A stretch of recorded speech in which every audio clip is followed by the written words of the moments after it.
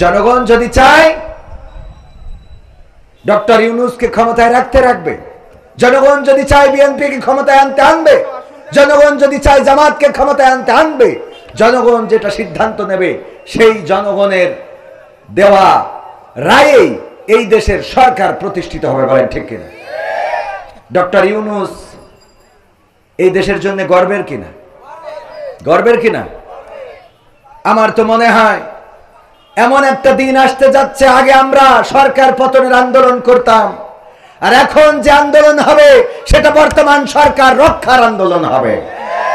কারণ এই সরকার আসার পরে যদি আজকে ডক্টর ইউনূস না থাকতেন, তাহলে দাদারা এবং র মিলে এই বাংলাদেশকে এতক্ষণ বুবুকে নিয়ে গিয়েছেন, বুবুকে যথা জায়গায় বসিয়ে দিয়ে যেতেন।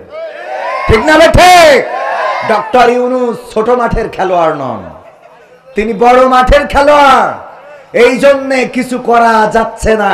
নির্বাচন হতেই হবে, নির্বাচন আসবে, টেনশন করার কিছু নাই। বক্তব্য হলো ধৈর্য ধারণ করতে হবে। যদি আওয়ামী সরকার এই ছাত্র আন্দোলন না হইতো, তাইলে এখন আওয়ামী সরকার ক্ষমতায় থাকতো 2028 সাল পর্যন্ত। ঠিক না ঠিক? তো 2028 সাল তো না, 26 সালে নির্বাচন দেবে। এতটুকু ধৈর্য সহজ হচ্ছে না। এত কান্তে আসে, কথা কয় না। হ্যাঁ, বিয়ে তো দেবো, ধানটা উঠুক, তাই না? ধানটা গুছাই তো দেবা না, ধান গুছানো আব্বা এখনই দিতে হবে।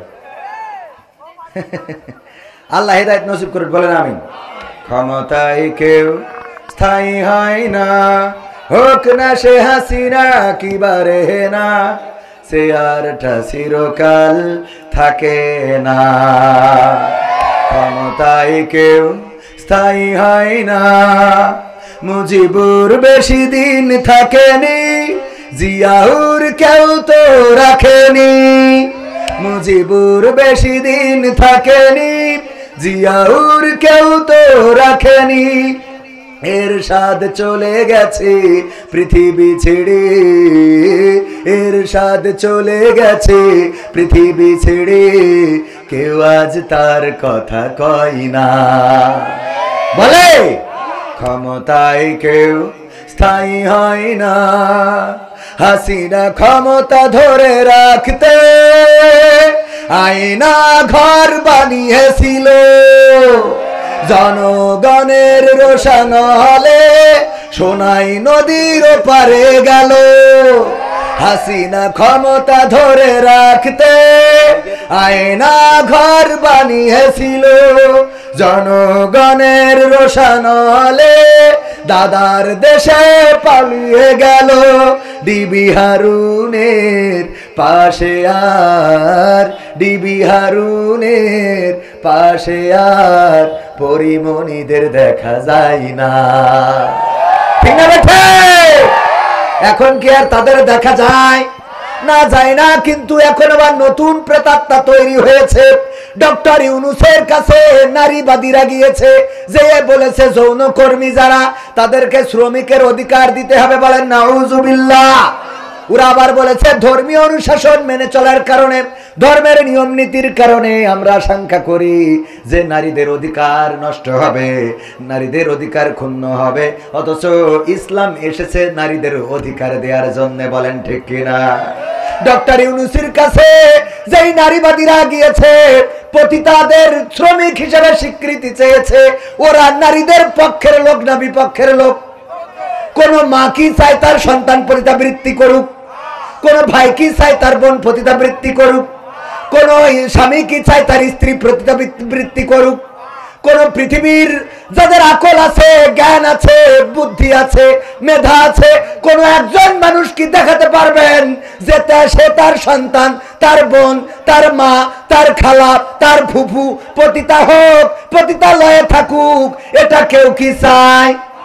এটা যারা চায় ওরা মানুষ না অমানুষ? মানুষ না কুত্তা? কুত্তা না শুয়োর? এর থেকে খারাপ, এর থেকেও কি? একটা কবুতরেরও জোড়া থাকে, একটা শিয়ালেরও জোড়া থাকে, একটা কুকুরও চায় না সে যাকে ব্যবহার করবে অন্যরা ব্যবহার করুক। কথা কয় না? চায়। যেই নারীরা চাচ্ছে নারীরা যাবে পণ্য হিসাবে। ইসলাম দিল সম্মান, নারীরা কেমন করে থাকবে, নারীরা কি কাপড় পরবে, নারীদের কি খাওয়াতে হবে, নারীদের সাথে কেমন আচরণ করতে হবে।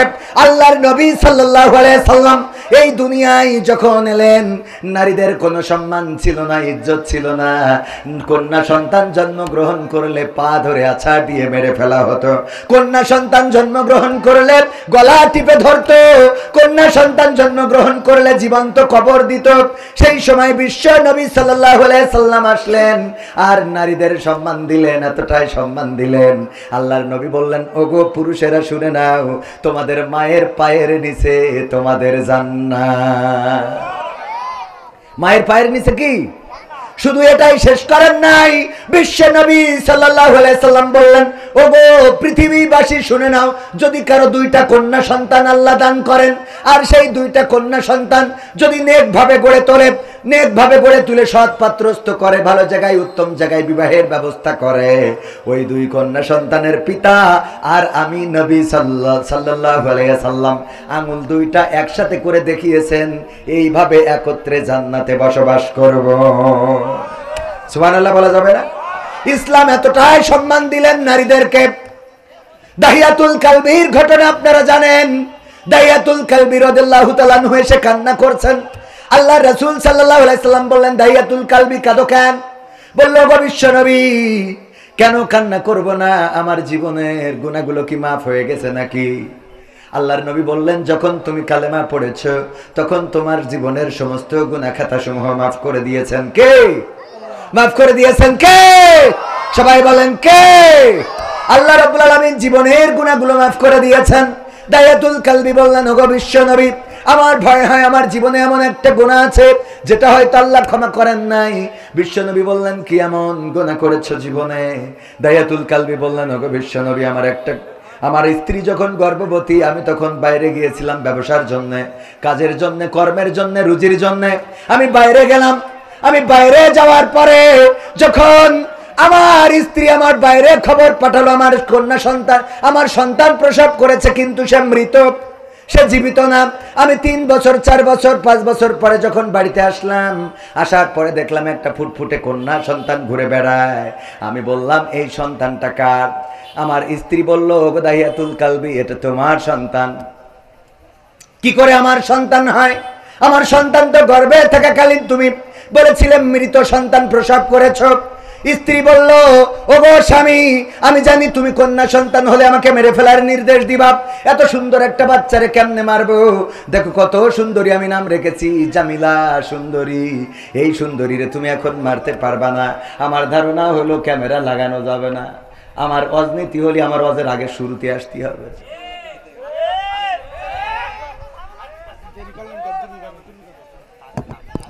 তাড়াতাড়ি আপনি আমলিক করি বেড়াবেন আর এসে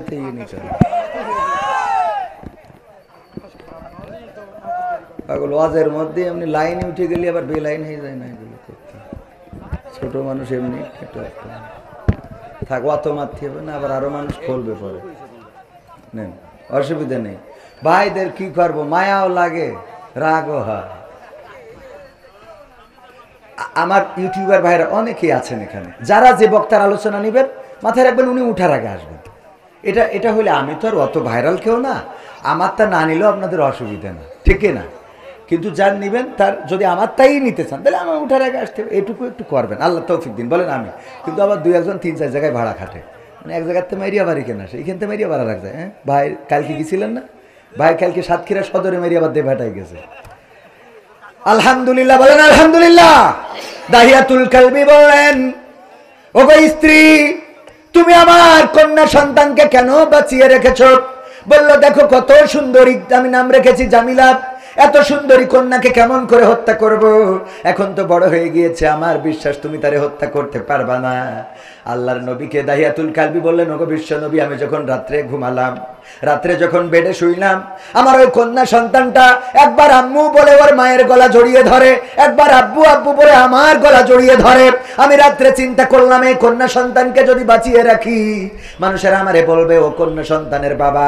আমি যখন রাস্তায় চলবো বলবে কন্যা সন্তানের পিতা যা যায়, আমার মেয়ে অন্যের বাড়িতে থালা বাসন মাজবে, আমার মেয়ে অন্যের পণ্য হয়ে যাবে, পণ্য সামগ্রী হয়ে যাবে। এই সমাজে তো মেয়ে সন্তানের কোনো দাম নাই, আমার সন্তানের কোনো দাম থাকবে না, মান থাকবে না। সুতরাং এই সন্তানকে বাঁচানো যাবে না, বাঁচিয়ে রাখা যাবে না। সিদ্ধান্ত নিলাম কালকেই হত্যা করব। সকালবেলা স্ত্রীকে বললাম, ওগো স্ত্রী, গুছিয়ে দাও, আমি কন্যা সন্তানকে নিয়ে আত্মীয়ের বাড়িতে বেড়াতে যাব। আমার সন্তানকে গুছিয়ে দিল বিশ্বাসে সরল মনে। আমি যখন আমার সন্তানকে নিয়ে যাই, মাঝে মাঝে পিছনে পড়ে যায়, সন্তান আব্বু আব্বু বলে দৌড়ে এসে আমার জড়িয়ে ধরে আর বলে, ওগো বাবা, কত দূর আত্মীয় বাড়ি, এত দূরে কেন নিয়ে যাও? আমি যখন আমার গন্তব্যে পৌঁছে গেলাম, একটি পাহাড়ের কাছে, পাহাড়ের পাদদেশে পৌঁছালাম, সেখানে আমার সাথে নিয়ে যাওয়া অস্ত্র দিয়ে আমি গর্ত খনন করা শুরু করে দিলাম। আমি একটা গর্ত খনন করি, আমার দাড়িতে ধুলাবালি লেগে যায়। আমার কন্যা সন্তান দূরে খেলা অবস্থায় ফিরে আসে আর আমার কোলে বসে দাড়ির ধুলাটা ঝেড়ে দেয় আর বলে, বাবা এত কষ্ট কেন করো? এত কষ্ট করার তো দরকার নাই। দাড়ির ধুলাগুলো ঝেড়ে দেয় আর আমারে কষ্ট করতে নিষেধ করে। আমি সন্তানকে বললাম, মা দূরে যাও, খেলা করো, তোমারে ডাকবো আমার কাজ শেষ হয়ে গেলে। গর্ত খনন করা হয়ে গেল, আমি আমার কন্যাকে ডাকলাম, কন্যা এদিকে আসো, জামিলা আমার কাছে আসো। জামিলা আমার কাছে আসলো, আমি তার হাতে পায়ে আমার সাথে নিয়ে যাওয়া রশি দিয়ে বাঁধলাম, তারপরে আমি গর্তের মধ্যে ছুঁড়ে ফেলে দিলাম। আমার কন্যা সন্তানটা গর্তের মধ্য থেকে বারবার করে চিৎকার করে বলল, ওগো বাবা, আমারে তুমি মাইরো না বাবা গো, আমারে তুমি হত্যা করো না। ওগো বাবা, আমি তোমারে কখনো বাবা বলে ডাকবো না। আমি আমার মাকে জিজ্ঞাসা করতাম, ওগো মা, সব সন্তানের বাবা আছে, আমার বাবা কোথায়? কিন্তু তুমি বাবা আমার আজরাইল হয়ে আসবা বুঝি নাই। ওগো বাবা, ক্ষমা করে দাও এবারের মতো, আমি কখনো তোমাকে বাবা বলে ডাকবো না। আল্লাহর নবীকে দাহিয়াতুল কালবি বললেন, ওগো বিশ্ব নবী, আমি আমার কন্যার কোনো কথা শুনলাম না, আমি একটা পাথর নিলাম, আমার পাথরটা আমি আমার কন্যার বুক বরাবর নিক্ষেপ করে দিলাম। ওই ভারী পাথরটা যখন আমার কন্যার বুকের উপরে পড়লো, চারিদিক থেকে রক্ত ফিনকি দিয়ে বের হয়ে গেল আর মুখ থেকে একটা আওয়াজ বের হলো, আব্বা। আমি এখনো যখন পথ চলি, হঠাৎ করে আমার কন্যার সেই আব্বা চিৎকারটা শুনতে পায়। আমার কন্যা যেন চিৎকার করে বলে, আব্বা আব্বা। এই চিৎকারটা আমি এখনো শুনি। আল্লাহর নবী যখন এই ঘটনা শুনছিলেন, কিতাবে এসেছে বিশ্ব নবী সাল্লাল্লাহু আলাইহি সাল্লামের চোখ থেকে অশ্রু ঝরে দাড়ি ভিজে টপ টপ করে মাটিতে পড়ছিল। আল্লাহর নবী বললেন, ওগো দাহিয়াতুল কালবি, তোমরা জাহিলিয়াতের যুগে কতটা নিষ্ঠুর ছিলে, কতটা পাষাণ ছিলে, তোমরা এতটাই পাষাণ ছিলে, নিজেদের কন্যাদেরকে এমন ভাবে হত্যা করেছো, তোমরা নিকৃষ্ট ছিলে। কিন্তু শুনে নাও, আল্লাহ রাব্বুল আলামিন নারীদেরকে সম্মান দিয়েছেন, ইজ্জত দিয়েছেন, নারীদের সম্পদে অধিকার দিয়েছেন, নারীদের স্বামীর কাছে অধিকার দিয়েছেন, বাবার কাছে, সন্তানের কাছে অধিকার দিয়েছেন। আর দাহিয়াতুল কালবি, তুমি যখন কালেমা পড়েছো, ইসলামের নীতি নিয়ম কানুন মেনে নিয়েছো, তখন তোমার জীবনের গুনাহ খাতাগুলো মাফ হয়ে গিয়েছে। ওগো আমার ভাইয়েরা, ইসলাম এমন করেই সম্মান দিয়েছেন নারীদেরকে। আর এখনকার নারীবাদীরা তারা ইসলামের বাইরে যেয়ে নারীদের অধিকার খুঁজে বেড়ায়, অথচ তারা পতিতাবৃত্তিতে উৎসাহিত করে, পতিতাবৃত্তিকে তারা শ্রমিকের অধিকার খুঁজতে চায়। পতিতাবৃত্তি কোনো মানুষ পছন্দ করতে পারে না, যারা পছন্দ করে ওরা মানুষ না, ওরা কুত্তা, ওরা শূকর, ওরা শিয়াল, ওরা ভেড়া, ওরা ঘোড়া, বরং তার চেয়ে বালহুম আদাল, তার চেয়ে নিকৃষ্ট। ঠিক না বেঠে? এর চেয়ে নিকৃষ্ট না হইলে পতিতাবৃত্তি, আমি এটা কমন সেন্স লাগে। নিজের মা যদি এই কাজ করে, মানবে কেউ? আহা, ডক্টর ইউনূসের কাছে যারা গেছে, এইগুলোরে ডক্টর ইউনূস সাহেব আবার নিয়ে ছবি তুলে ফেসবুকে দিয়েছে। এতে ছবি তুলে না, বরং সবগুলোকে আস্ত টানায় দেওয়ার দরকার ছিল। বলেন ঠিক কিনা? তামাশা। আমরা নারীদের সম্মান দিলাম যে তারা সম্মান নিয়ে থাকবে, স্বামীর ঘরে থাকবে, ইজ্জতের সাথে বসবাস করবে, সম্পদে অধিকার, সন্তানে অধিকার। আর পতিতাবৃত্তি করলে কি হবে?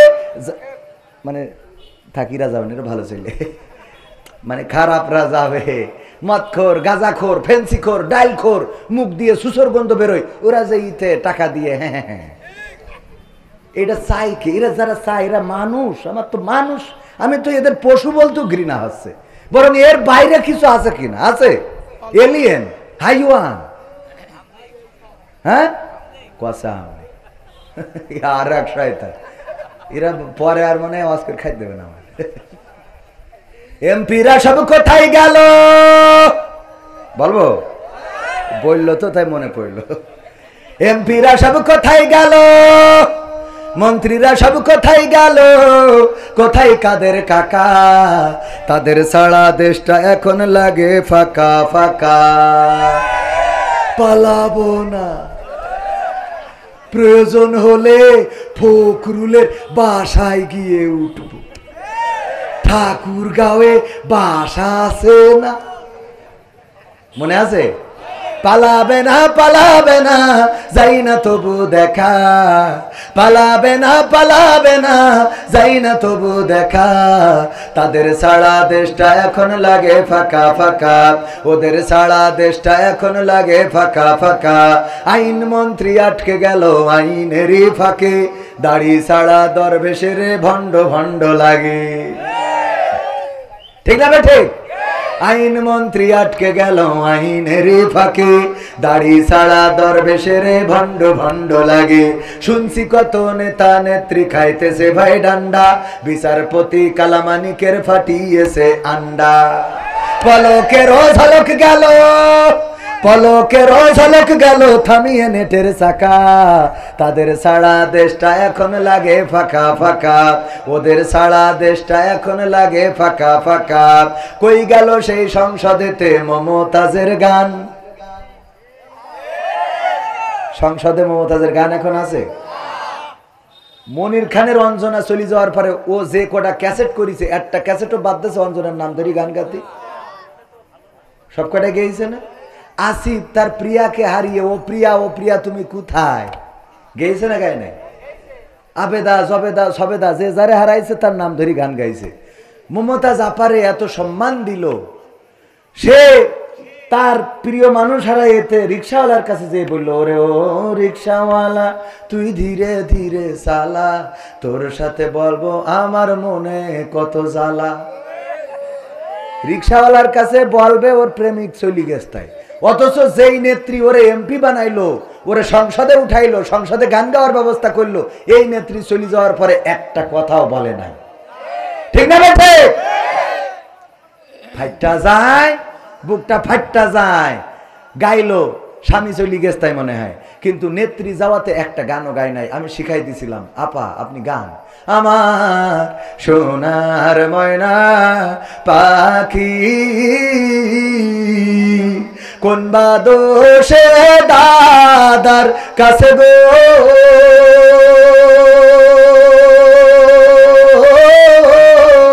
আমরা দেশে কেমনে থাকি রে আমার কলজের ময়না পাখি। গাওয়ার দরকার ছিল না, তবে গাচ্ছে না তা না, হয়তো গান গায় কিন্তু সেই গানটাই এমন। এখন হয়েছে দেখেন সব আদালতে তুলতেছে, কেউ ভেন্সি কাটে। শাহজাহান বলে আমাদেরও সময় আসবে, সময় তো তোমাদের ছিল, আবার নতুন করে কি আসবে? কথা কয় না? সময় তো তোমাদের ছিল, তোমরা সময়টাকে নিয়ে এতটাই অহংকার, এতটাই অধ্যত্ত দেখিয়েছ, মানুষকে মানুষ মনে করো নাই। ইসলামী আন্দোলনের নেতা কর্মীদেরকে মামলা দিয়েই ক্ষান্ত হও নাই, তাদেরকে ধরেছো, রিমান্ডে নিয়েছো, নির্যাতন করেছো, জেলে ভরেছো, এমনকি বাংলাদেশে ইসলামী আন্দোলনের নেতৃত্ব শূন্য করার জন্য এক এক করে সব নেতা কর্মীদেরকে ফাঁসির কাস্টে ঝুলিয়েছো, ঠিক না বেঠে? ফাঁসির কাস্টে ঝুলিয়েছে আল্লামা দেলওয়ার হুসাইন সাইদি, যার জন্য এই সাতক্ষীরা কোলারওয়ার মাটির সহদার দুই ভাই শহীদ হয়েছে একই সাথে, আর অসংখ্য মানুষ শহীদ হয়েছে। ওগো আমার ভাইয়েরা, এই কোরআনের পাখি আল্লামা দেলওয়ার হুসাইন সাইদিকে তারা কারাগারে রেখেই ক্ষান্ত হয় নাই, বরং এই মানুষটাকে ইনজেকশন পুশ করে এই পৃথিবী থেকে বিদায় করে দিয়েছে। বলেন ঠিক কিনা? অধ্যত্ত এতটাই ছিল, আল্লামা সাইদি ইন্তেকালের পরে তার জানাজাটাও পড়তে দেয় নাই ঢাকা শহরে। আমরা বাগেরহাটে গেলাম, এই হাতে আল্লামা সাঈদীর কবর খনন করেছি, লাশটা ধরে কবরে নামিয়েছি। ওগো আমার ভাইয়েরা, যখন ফিরে আসি তখন আমাদের গাড়িতে হামলা করেছে বাগেরহাটে। যারা হামলা করেছিলেন, খুলনায় যারা কবর দিতে দাও নাই, আল্লামা সাঈদীর ওসিয়ত ছিল যে তার কবরটা যেন সিদ্দিকিয়া আলিয়া মাদ্রাসায় হয়, কিন্তু সেখানে কবর দিতে দেয় নাই। ওইখানে দাঁড়ায় স্লোগান দিল, বাংলার ইহুদি দেলোয়ার হুসাইন সাঈদী, বলেন নাউজুবিল্লাহ। যারা বাংলার ইহুদি দেলোয়ার হুসাইন সাঈদী এই কথা বলেছিল, আল্লাহ ধরে ধরে ধরে না, ধরলে আল্লাহ ছাড়ে না। আজকে সেই সাঈদীর সন্তানেরা আছে, সাঈদী প্রেমিকেরা আছে, সাঈদীর কবরও আছে, কিন্তু যারা এগুলো বলেছিল তাদের দেখা মেলে না। ঠিক না বেঠে? দেখে তো মেলে না, মেলে না। শুধু তাই না, তারা কোথায় আছে, তাদের কবর বাংলার জমিনে হবে কিনা সন্দেহ। মাঝে মাঝে বলে আমরা চট করে ঢুকে পড়বো, কিন্তু বাংলাদেশের মানুষ বলে বুবু আইবা, তুমি আইবা রে, আইয়া বুবু সিয়ার পাইবা না। বুবু আইবা, তুমি আইবা গো, আইসা তুমি সিয়ার পাইবা। পাবে বাংলাদেশের জমিনে, আর এই সিয়ারটা পাবে না, এই সিয়ার আর দেয়া হবে না। কারণ যেই দলের নেত্রী নেতা কর্মীদের চিন্তা না করে নিজে হেলিকপ্টারে করে উড়ে যায়, নিজের চিন্তা নিজে করে চলে গেছে। তুই তো দাদার কাছে যে ভালোই আছো, কিন্তু আমাদের যে কি অবস্থা এটা বুঝবা না, কথা কয় না। আমাদের তো অবস্থা খারাপ, বেরোইতে পারি না, লজ্জা লাগে। আরে এরপরেও আবার মাঝে মাঝে ঝটিকা মিছিল দেখা যায়। যারা ঝটিকা মিছিল করে ওদের যদি ন্যূনতম লজ্জা থাকতো তাইলে অন্তত রাস্তায় নামতো না, কথা কয় না। তুই যেই চেয়ারম্যানের জন্য ছুটি বেড়াচ্ছিস, নারায়ে তাকবীর, বিশেষ অতিথির আগমন, মাহফিলের পক্ষ থেকে। এরা ওয়াজ শুনে কি ঠান্ডাই গেলাম নাকি? আমি তো বাবু আকর্ষণ, এই জন্য ওয়াজও মানে কোন দিকে যাবো লাইন খুঁজে পাচ্ছি না। একবার মনে করছি ওয়াজ শুনে, একবার মনে করছি গান শুনে।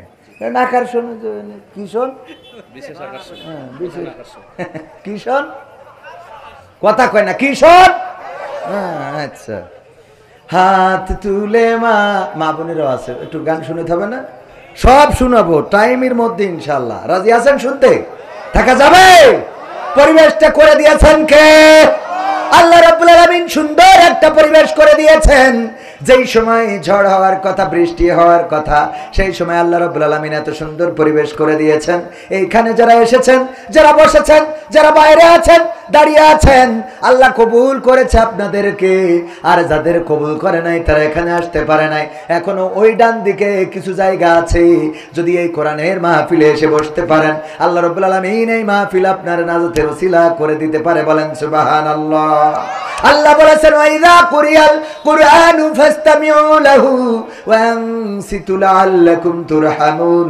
যখন তোমাদের সামনে কোরআন পড়া হয়, যখন তোমাদের সামনে কোরআন তেলাওয়াত করা হয়, যখন তোমাদের সামনে কোরআন থেকে বলা হবে, তখন তোমরা চুপ থাকবে এবং হৃদয়ের কান দিয়ে শুনবে, যাতে করে তোমাদের উপরে আল্লাহর রহমত বর্ষণ হতে পারে। ওগো আমার ভাইয়েরা, আল্লাহর রহমত যদি পেতে চান তাহলে হৃদয়ের কান দিয়ে শুনতে হবে, একটু চুপ থাকতে হবে। আমি তো বক্তা নই, আমি আপনাদের মাঝে এসেছি আকর্ষণ হিসাবে, কিছু আকর্ষিত করে যাব। প্রধান মেহমান রয়েছেন আমার শ্রদ্ধাভাজন ভাইজান আব্দুল সালাম যুক্তিবাদী, অত্যন্ত দারুণ আলোচনা করেন, তিনি কিছুক্ষণের মধ্যে আসবেন। ওগো আমার ভাইয়েরা, দাঁড়ানো ভাইয়েরা যদি ওই ডান পাশে এসে বসে যান তাইলে পরিবেশটাও সুন্দর দেখা যাবে। আর আপনারা এখানে বসে যদি শোনেন, এটা আপনাদের আমাদের নাজাতের ওসিলা হয়ে যেতে পারে। বলেন সুবহানাল্লাহ।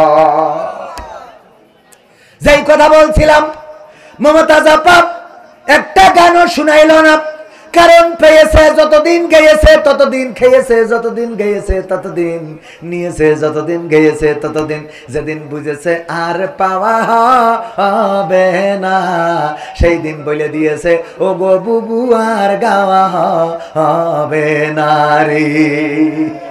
ঠিক না বেঠে?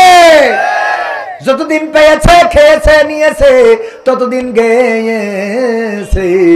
আর যখন বুঝেছে আর পাওয়া খাওয়া নেওয়া হবে না, তখন বলে দিয়েছে গাওয়া হবে না। তবে একদম গায় না তা না, মাঝে মাঝে গোপনে, না অসুবিধা নেই, মাঝে মাঝে গোপনে যেয়ে গায়, ও আমার দরদি আগে জানলে তোর ভাঙা নৌকায় চড়তাম না, ভাঙা নৌকায় চড়তাম না, আর এই বিপদে পড়তাম না।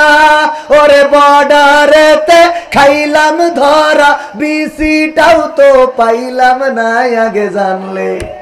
আগে জানলে তোর ভাঙা নৌকায় চড়তাম না।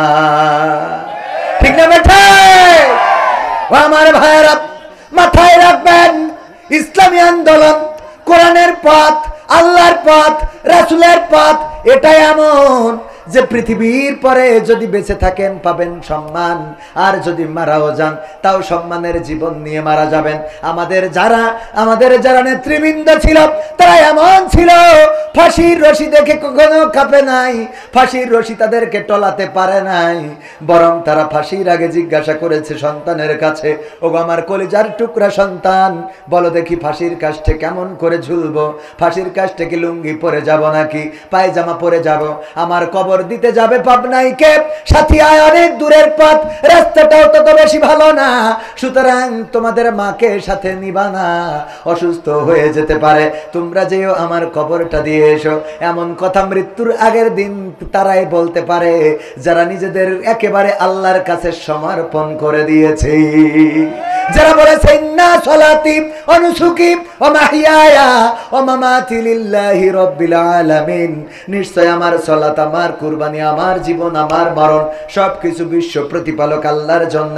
এই কথা যারা বলে দিতে পারে তাদের আর কোনো ভয় থাকে না, তাদের আর কোনো টেনশন থাকে না, দুশ্চিন্তা থাকে না, তাদের আর কোনো অন্য কোনো ভয় ভীতি কাজ করে না। তারা চিন্তা করে মরলেও ভালো, বাঁচলেও ভালো, দুনিয়ায়ও ভালো, আখেরাতেও ভালো, উপরেও ভালো, নিচেও ভালো, আমাদের খারাপ জায়গা বলে কোনো জায়গা নাই। কথা কয় না, ঠিক না বেঠে? আমার ভাইজান উনি গরু পালন করে, গরু একটা ছেড়ে দিয়ে এসেছে মাঠে খাওয়ার জন্যে, গরু যেন ঘাস খেয়ে বেঁচে থাকতে পারে বা ভালো করে নিজের পেটটা তওনা করে নিতে পারে, নিজের পেটটা ভরাতে পারে। গরু যেখানে খাচ্ছে হঠাৎ করে পাশে থাকা একটা জঙ্গল থেকে বাঘ বের হয়ে গরুরে দৌড়ানি দিয়েছে, ধরার জন্য পিছু নিয়েছে গরুরে যখন বাঘ ধরবে, গরু এটা দেখে চুপচাপ বসে থাকে না, গরু বলে আয় দেখবো খেলা হবে, বলে খেলা হবে, বলে কথা না, বলে না, বরং গরু দেয় দৌড়, গরু দিয়েছে দৌড়, বাঘও দৌড়ায়, গরু দৌড়ায়, বাঘও দৌড়ায়। গরু বুঝতে পেরেছে বাঘের সাথে দৌড়ায় এত পারা যাবে না, কারণ বাঘের দৌড়ের গতি কম না বেশি, গরুর দৌড়ের গতি কম। এই জন্য গরু চিন্তা করলো পাশে থাকা একটা নরম কাদাওয়ালা ক্ষেত আছে, বুদ্ধি করে ওই ক্ষেতের মধ্যে দিয়েছে লাফ, 4 হাত পা একসাথে ডেবে গেছে বাঘ ধরার জন্য। বাঘও যখন লাফ দিয়েছে, গরুর থেকে বাঘের দৌড়ের গতি বেশি থাকার কারণে গরুরে রেখে 3 হাত সামনে যেয়ে পড়েছে। কয় হাত সামনে? বাঘেরও 4 হাত পা ডেবে গেছে কাদার মধ্যে। এমন কাদা অনেক জায়গায় আছে সুরাবালির মতো, যতই বের হইতে চান ততই আটকে যায়, এমন আছে না নাই? গরু কোনো চিন্তা ছাড়াই বসে বসে পান চাবায়, আর বাঘ চিন্তা করে কি করে বের হব, টানাটানি কোনোভাবেই বের হইতে পারে না কাদায়। আর গরুর দিকে তাকায় আর দেখে ওর টেনশনই নাই, খালি বসে বসে জাবর কাটাছে। গরু, বাঘ বলতেছে গরু তুই তো আসলে গরু। ভাই কি হয় ভাই, গরু তো মানে ও তো অশিক্ষিত, স্কুলে যায়নি, বা ভাই কি হয় ভাই তোর ওইরকম হাত কেন? আরে গরু কি হয়েছে মানে কাজটা কি করলি? কয় কি করলাম, এখনো কয় কি করলাম? আরে গরু আমি যদি তোরে ধরতাম, আমি খাইতাম, আমি বাঁচতাম, তুই মারা যাতিস, অন্তত একজন তো বেঁচে থাকতাম। আবার তুই যদি দৌড়ায় পালাই যাতি পারতিস, তাইলে তুইও বেঁচে যাতিস, আমিও বেঁচে যেতাম। কিন্তু এমন একটা আকাম করেছো কাদার মধ্যে লাফ দিয়ে, এখন এই 4 হাত পা কোনোভাবে বের করতে পারি না, ছাড়াইতে পারি না, এখন তুমিও মরবা আমিও মরব। কয় তা অসুবিধা কি ভাই? এই জন্যই তোরে লোক বলত বলে। এই গরু অসুবিধার কথা বাদ দে, আমার কথা হলো যেই সময় আমরা আর বেরোইতে পারবো না, আমি টেনশন করতেছি কি করে বের হওয়া যায়, আর সেই সময় তুই জাবর কাটাচ্ছিস কোন আন্দাজে? এইটা কোয়া, তোর জাবর কাটাই না আসে কেমনে? গরু বলতেছে, ও গো বাঘ ভাই, তোমারে আমি একটু ওয়াজ শোনাবো, কান খুলে শোনো। কি ওয়াজ? ইন্না সালাতি ওয়া নুসুকি ওয়া মাহইয়ায়া ওয়া মামাতি লিল্লাহি রাব্বিল আলামিন। আল্লাহু আকবার। গরু বলছে, ও গো ভাই, তুমি বনে থাকো, তোমার কোনো মালিক নাই, তোমার কোনো অভিভাবক নাই, তোমার কোনো গার্জিয়ান নাই, তোমার কোনো গার্ডিয়ান নাই, কিন্তু আমি গ্রামে থাকি, শহরে থাকি, আমার একজন অভিভাবক আছে, এই যে হুজুর মাওলানা সাহেব, উনি আমার অভিভাবক। উনি ওয়াজের স্টেজে বসে আছে, যখন মাহফিল শেষ হয়ে যাবে বাড়িতে এসে গোয়াল ঘরে লাইট মারবে, মারার পরে যখন দেখবে আমি নাই, তখন আমার খোঁজার জন্য মাঠে চলে আসবে। এসে মাঠে খুঁজতে খুঁজতে খুঁজতে খুঁজতে যখন আমারেও পাবে, তোমারেও পাবে, তখন আমার মালিক আমারে বের করে নিয়ে যাবে, আর তোমার এইখানে বাড়িয়ে খাদার মধ্যে কবর দিয়ে তারপরে বাড়ি যাবে। বলে এরম করবে কেন? কই সেইটাই তো শুনালাম, ইন্না সালাতি ওয়া নুসুকি ওয়া মাহইয়ায়া ওয়া মামাতি লিল্লাহি রাব্বিল আলামিন। কারণ হলো আমি আমার মালিকের কাছে বলে দিছি, আমার নাঙল টানা, আমার জল টানা, আমার গাড়ি টানা, আমার বাসুই দিয়া, আমার ধান তুলা, আমার দুধ দিয়া, আমার বাছুর দিয়া, সব তোমার জন্য। এই কথা যেদিন থেকে মালিকের বলে দিছি, ওই দিন থেকে মালিক আমার খোল দিয়ে সানি মাখাইয়ে খাওয়ায়, আমার জন্য সবুজ কচি ঘাস কেটে এনে খাওয়ায়, আমার জন্য সে টেনশন করে, আমার ঘরে তালা মেরে রাখে, আমার রাত্রি আবার লাইট মেরে দেখে, মশা লাগলে আবার কয়েল ধরাই দেয়, আবার মাঝে মাঝে ধুমা করিতে মশাগুলো তাড়াই দেয়। এমনি ভাবে আমার অসুখ হইলে ডাক্তার ডেকে নিয়ে আসে। আমার প্রসব যন্ত্রণা যখন শুরু হয়ে যায়, তখন লোকজন এনে বলে, শিগগিরই এসো, আমাদের নেদা হবে রে। আমার মালিক, আমি তার কাছে নিবেদিত, আমি তার কাছে সমর্পণ করে দিছি। এই জন্য আমার মালিক আমাকে খুঁজতে আসবে, আমাকে খুঁজে যখন পাবে তখন আমারে উদ্ধার করবে আর তোমারে কবর দিবে। এইটাই হলো আত্মসমর্পণ করা। ওগো আমার বাঘ ভাই, বলো এইবার আমি জাবর কাটাবো না তুমি কাটাবা? কথা কি বোঝা গেছে? এখন বলো, জাবর আমি কাটাবো না তুমি কাটাবা? বুঝে নেন ভাইরা আমার, যারা আল্লাহর কাছে নিজেদের মাথাকে নত করে দেয়, বলেন না সলাতি ওয়া নুসুকি ওয়া মাহইয়ায়া ওয়া মামাতি লিল্লাহি রাব্বিল আলামিন। নিশ্চয় আমার সলাত, আমার কুরবানি, আমার হায়াত, আমার মাউত বিশ্ব প্রতিপালক আল্লাহর জন্য। ওরা যখন ফাঁসির কাষ্টে যায় তখনও জাবর কাটায়, আবার যখন মন্ত্রিত্বের চেয়ার পায় তখনও জাবর কাটায়। কথা কয় না? কারণ কি? কারণ হলো তারা জানে আমাদের মালিক আছে। মালিককে আমরা আল্লাহর কাছে বলে দিয়েছি, সব তোমার জন্য, জীবন মরণ সব তোমার জন্য, ওগো রব তোমার জন্য নিবেদিত করে দিয়েছি। সুতরাং আমাদের হাতে হ্যান্ডকাপ লাগাইলেও আমাদের মুখের হাসি কেড়ে নিতে পারে না, আমাদের রিমান্ডে নিলেও মুখের হাসি কাটতে পারে না, আমাদের যাবজ্জীবন জেলে দিয়েও আমাদের মনোবল ভাঙতে পারে না, আমাদেরকে ফাঁসির কাষ্টে ঝুলাইলেও আমাদের মনোবল ভাঙতে পারে না। কারণ আমরা তো এই পৃথিবীতে জন্ম নিয়েছি শহীদ হয়ে, শহীদি মৃত্যু আকাঙ্ক্ষা করি এই পৃথিবীর পরে চলি। আমরা জন্ম নিয়েছি মৃত্যু দিয়েই, সেটা আল্লাহর কাছে আমাদের জীবনটা সমর্পণ করে দিয়ে প্রমাণ করে দেব, ওগো রব আমাদের সবকিছু তোমার জন্যই নিবেদিত। ঠিক না বেঠে? তাইলে আল্লাহর জন্য যদি নিবেদিত হন, আর চিন্তার কি কোনো কারণ আছে? আছে।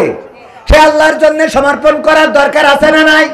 আমার নেত্রীরা, আমার মন্ত্রীরা, আমার ওবায়দুল কাদের হাফিজাহুল্লাহ, আমার শামীম ওসমান রাহিমাহুল্লাহ, আল্লাহর ওলিরা, তারা নিজেদেরকে সমর্পণ আল্লাহর কাছে করে নাই, তারা সমর্পণ করেছিল বাতিলের কাছে, সমর্পণ করেছিল দাদাদের কাছে।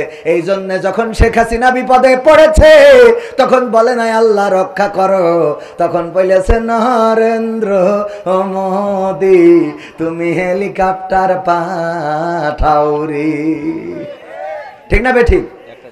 হ্যাঁ, একটা রিকোয়েস্ট, রূপের বড়াই করিস না রে, রূপ চিরদিন থাকে না, রূপের বড়াই করিস না রে, রূপ চিরদিন থাকে না, নিজের মুখটা দেখা একদিন হইবে তোমার যন্ত্রণা, নিজের মুখটা দেখা একদিন হইবে রে তোর যন্ত্রণা।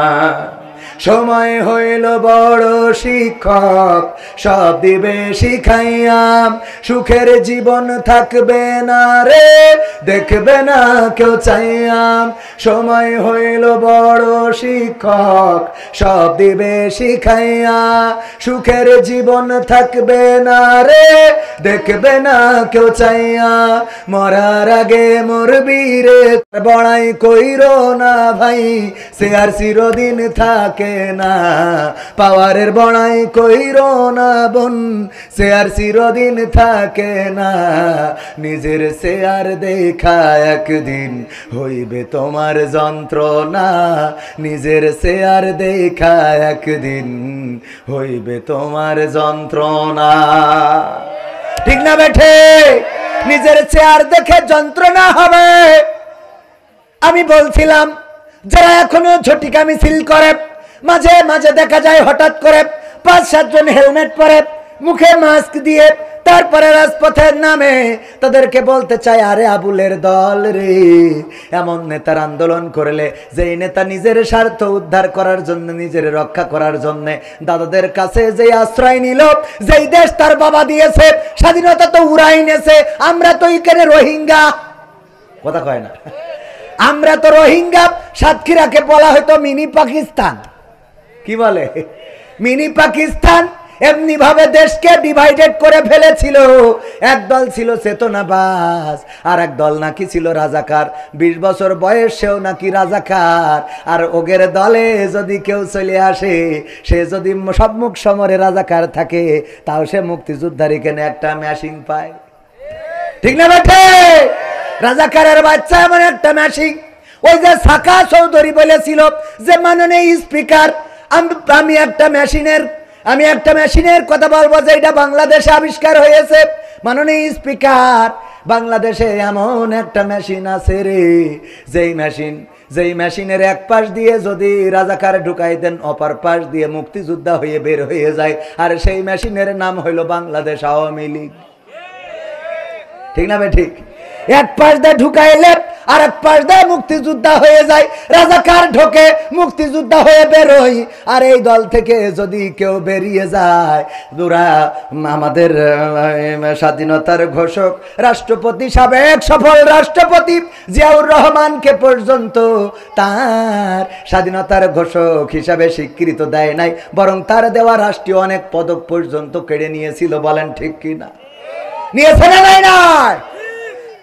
কত মুক্তিযোদ্ধার সন্তানদের ভুয়া মুক্তিযোদ্ধার সার্টিফিকেটে চাকরি পেয়েছে, অথচ তারেক জিয়া আর ওই যে জিয়াউর রহমানের স্ত্রী বেগম জিয়া দুইজনকে এত নির্যাতন করেছে, একটা তো দেশ ছাড়া করেছে, আর একটা দেশে রেখেছে, কিন্তু এমন অবস্থায় যে বাড়ির সামনে বালুর টিরাক, কথা কয় না, ওই বালুর টিরাক যারা সরাইতে পারে নাই 16 বছরে, ওরা আবার এখন এসে বড় বড় কথা কয়, ওরা হলো দাদাদের দালাল, কথা কয় না।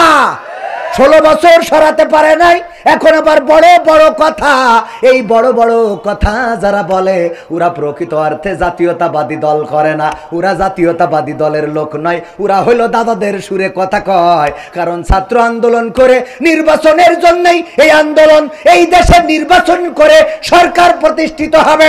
বাংলাদেশের মানুষ জাতীয়তাবাদী দলকে যদি সাপোর্ট করে, অবশ্যই তারা সরকার গঠন করবে। কিন্তু এত অধৈর্য হয়ে যাচ্ছাও, কারণটা কি? কারণ হলো দাদারা শিখাই দিয়েছে। যদি দেশের প্রধানমন্ত্রী বানাইতে হয়, এখন বিএনপির তারেক জিয়ার দরকার আছে না নাই? তো তারেক জিয়ার দেশে আনা লাগবে না? তো দেশেই নেনি, তারপরে নির্বাচন দেবো, কথা কয় না। আগে নির্বাচন এত কথা হবে। ওগো আমার ভাইয়েরা, ওরা হলো দাদাদের দালাল। প্রকৃত অর্থে যারা, তারা বলছে না মাল পেয়েছে আর মাল খেয়েছে। এই জন্য ছাত্র আন্দোলনকে তথাকথিত বলে ফেলে, অথচ এই ছাত্র আন্দোলনে কত পরিবার আজকে আপনার ডানে বামে খোঁজ নেন। 16টা বছর কত নির্যাতনের শিকার করেছে, কত জাতীয়তাবাদী দলের, ছাত্র দলের, যুব দলের নেতারা পর্যন্ত ঢাকায় রিক্সা চালিয়েছে, বলেন ঠিক কিনা? তাদেরকে মুক্ত করেছে ছাত্ররা। তাদের এই আন্দোলনকে ছোট করে দেখা যাবে? ডক্টর ইউনূস এমন একজন খেলোয়াড়, জাতিসংঘের মহাসচিবকে বাংলাদেশে এনেছে, শুধু না বরং তারে নিয়ে গেছে রোহিঙ্গাদের ওখানে। সেখানেই শেষ না, বলছে তুমি যাই হও হও, আমাদের পাঞ্জাবি গাই দোয়া লাগবে। পাঞ্জাবি তো গাই দিবাইছে দিয়াইছে, আবার তারে রোজা রাখাই ছেড়ে বলছে তুই হিন্দু মিন্দু যাই হোস, রোজা রাখা লাগবে। ঠিক না বেটে? রোজা রাখায় ইফতারও করাইছে। এই হলো ডক্টর ইউনূস। চাইনায় গিয়েছে দেশের জন্য, আবার এখন কাতারে রয়েছে দেশের জন্য। যেমন জিয়াউর রহমান, তিনি যখন রাষ্ট্র ক্ষমতা পেয়েছিলেন, আমরা তো তখন জন্মগ্রহণও করি নাই, তবে ইতিহাসে পড়েছি তিনি ছিলেন একমাত্র এই বাংলাদেশের কল্যাণকামী। মালয়েশিয়ার প্রেসিডেন্ট মাহাথির মোহাম্মদ, মালয়েশিয়ার সাবেক প্রধানমন্ত্রী দাবি জানিয়েছিলেন, ওগো জিয়াউর রহমান, বাংলাদেশ থেকে কিছু লোক আমাদেরকে দাও, আমরা নাগরিকত্ব দেব, মালয়েশিয়ার নাগরিকত্ব দিয়ে আমরা এই দেশে রাখবো। তারা আমাদের দেশে, আমাদের এখানে ভোটার হয়ে থাকবে, আমাদের দেশের রাজনীতি, আমাদের দেশের অর্থনীতিতে তারা অংশগ্রহণ করবে। জিয়াউর রহমান এমন একজন নেতা ছিল, তিনি বলেছিলেন আমি তো বাংলাদেশকে মালয়েশিয়া বানাবো, সুতরাং আমার দেশের মানুষদেরকে আমি মালয়েশিয়ায় পাঠাবো না। তোমাদের ওই পাম বাগানে সাপ থাকে, বিচ্ছু থাকে, ওইগুলো আমাদের জনগণের কামড় দেবে, মারা যাবে। আমি আমার জনগণকে এমন বানাবো যে আমাদের জনগণের মালয়েশিয়ায় যাওয়া লাগবে না। এই একজন ছিল জিয়াউর রহমান। আর বর্তমান তার উত্তরসূরি হিসাবে বলা যায় এসেছে ডক্টর ইউনূস, যিনি সব কিছুকে উপেক্ষা করে বাংলাদেশের স্বার্থ রক্ষার জন্য সব রকম কষ্ট করে যাচ্ছে, বলেন ঠিক কিনা? ওগো আমার ভাইয়েরা, তাইলে আমার সেই গানে ফিরে আসি, কারণ আমি আকর্ষণ এত ওয়াজ করলে হবে? কই গেল সেই সংসদেতে মমতাজের, মনে আছে? হ্যাঁ, কই গেল সেই সংসদেতে মমতাজের গান, কোথায় গেল হযরত বলা স্বামী ওসমান, ইনু মেনন দীপু মনি আছে কারাগারে, বাপ করিলেও পাপ কখনো ছাড়ে কি আর তারে। কোথায় গেল স্পিকারের, কোথায় গেল স্পিকারের দৃষ্টি আঁকা বাঁকা, তাদের ছাড়া দেশটা এখন লাগে ফাঁকা। কই গেল সেই আরাফাত আর ব্যারিস্টার সুমন, কথা বলার সময় তারা করেনি ওজন, মুরগি কবির খাইছে ধরা, জাফর কোথায় আছে, গোপনে কি সেও গেল মোদি দাদুর কাছে। কোথায় গেল এ সালমের, কোথায় গেল এ সালমের কাড়ি কাড়ি টাকা, তাদের ছাড়া দেশটা এখন লাগে ফাঁকা। লাগে না, লাগে না, কেন ফাঁকা ফাঁকা লাগে? কারণ হলো আমরা আগে রমজানের, এইবার রমজানের মাস গেল, কারেন্ট কি গিয়েছে? কথা কয় না, কারেন্ট গেছে। সাহরির সময়ও কারেন্ট আছে, ইফতারের সময়ও কারেন্ট আছে, তারাবির সময়ও কারেন্ট আছে। তারাবির সালাতে, সিয়ামে, কিয়ামে, ইফতারিতে সব সময় বিদ্যুৎ ছিল। যদি এখন ওবায়দুল কাদের কাকা থাকতো তাইলে বলতো এই সরকার ব্যর্থ সরকার। কারণ কি?